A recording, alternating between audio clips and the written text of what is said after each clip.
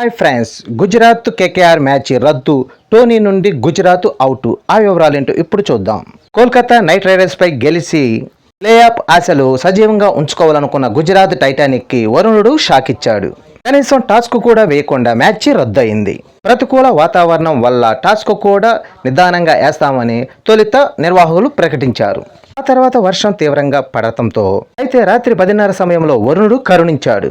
Pitch పైన కవర్లు తీసేసి దీంతో 5 ఓవర్ల మ్యాచ్ అన్న జరుగుద్దని అందరూ అనుకున్నారు. కానీ రిఫరర్ కేకేఆర్ గుజరాత్ మ్యాచ్ల్ని రద్దు చేస్తున్నట్టు ప్రకటించారు. మొత్తంగా అహ్మదాబాద్ వేదికగా జరగాల్సిన ఈ మ్యాచ్ రద్దయింది. మ్యాచ్ రద్దు కావడంతో గుజరాత్ అధికారికంగా టోనీ నుండి నిష్క్రమించింది. అంటే రద్దు కారణంగా ఇరు జట్లకు చెరో పాయింట్ వస్తుంది. దీంతో గుజరాత్ టైటానిక్ ఖాతాలోకి 11 పాయింట్లు చేరతాయి. ఆ తర్వాత సన్ రైజర్స్ హైదరాబాద్ మ్యాచ్లో గుజరాత్ గెలిచినా గానీ కనిష్టం 13 పాయింట్లే వస్తాయి. ఇప్పటికే 13 పాయింట్ల కంటే అధికంగా సంపాదించిన టీములు 4 ఉన్నాయి. ఇప్పటికే కోల్కతా 19 పాయింట్లు, రాజస్థాన్ 16 పాయింట్లు, సిఎస్కే 14 పాయింట్లు, హైదరాబాద్ కూడా 14 పాయింట్లతో నిలిచాయి.